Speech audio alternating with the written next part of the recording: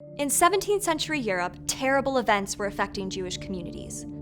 The 30 Years' War, the Cossack Revolt, and the massacres of the Jewish people. They were also accused of blood libel, or the ritual murder of Christian children. They needed a redeemer, a symbol of hope, so they turned back to their folklore and to the golem. This mud and earth-formed humanoid creature turns up in many tales, and not only in Jewish but non-Jewish stories. Golem stories have survived over time, persisting in oral and written folklore. But it was during times of genocide and war that the story of the golem holds the most significance. I'm Dr. Emily Zarka, and this is Monstrum.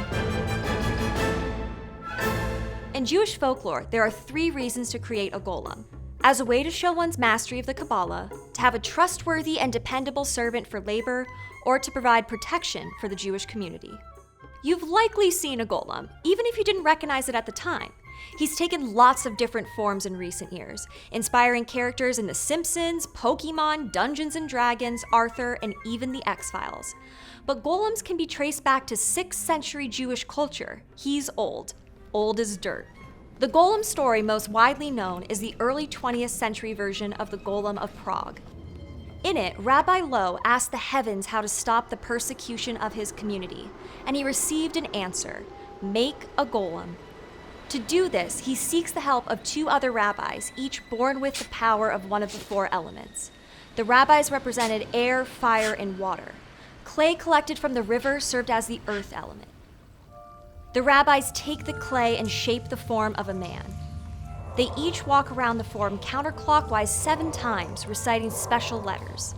The body begins to glow and vapors rise from the form. And the golem opens his eyes, now a living thing. The Golem of Prague is named Yosef and looks human, but cannot speak. Rabbi Lowe tells the golem he was created to guard the Jewish people from their enemies. Yosef has supernatural strength and can become invisible with the help of a special amulet. He completes many tasks, serving as a watchman, rescuing a kidnapped girl, and even summoning a dead woman. The Golem of Prague is only one version of the golem. Others have existed for thousands of years. One could be brought to life by a Jewish scholar, usually a rabbi, and God's name is required in some way to actually bring it to life.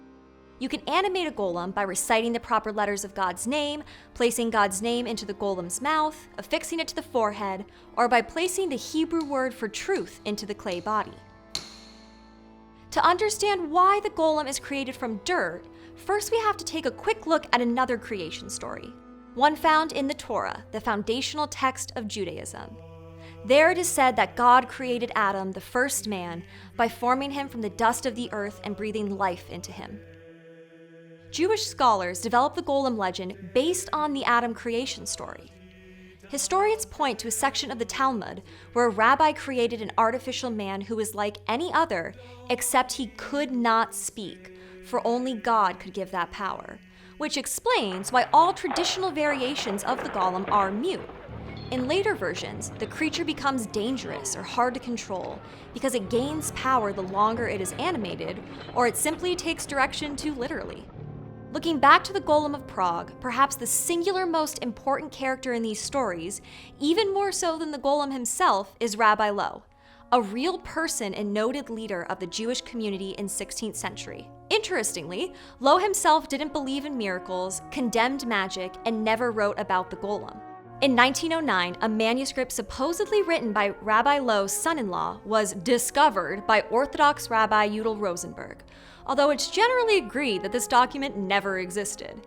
He then published his version of the Golem of Prague, which became one of the most important golem legends. The late 19th century was the first time the golem became not just a means of labor, but a protector of the Jewish people.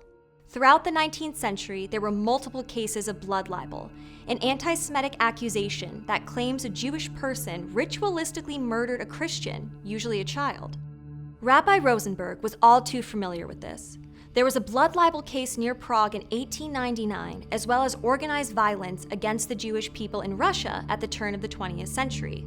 It makes sense that he would portray the golem in his story as a protector at a time when his people really needed one. In 1917, the Golem Legends of the Ghetto of Prague, the next popular text featuring Rabbi Lowe, was published. The Jewish author was part of the community forced to relocate to the interior of Austria after the Russian invasion. Although similar to Rosenberg's version, in this story, Rabbi Lowe is forced to destroy the golem, here named Joseph, because he becomes a danger to the entire city. Nevertheless, the story ends with the golem waiting in the attic of a synagogue in Prague to be reawakened the next time persecuted Jews need protecting. The increase in Jewish migration throughout the 20th century helped spread the golem story. We've seen it in movies, ballet, children's books, and comics. But in each new version, it has continued to change form. The original goal of creating a golem was to make something more powerful than yourself. In most cases, this was not done to oppress or control anyone, but to give the creator and their community agency, even freedom.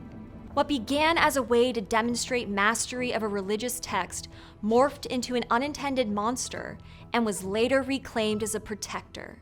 Golem's story is as malleable as the clay from which it was formed.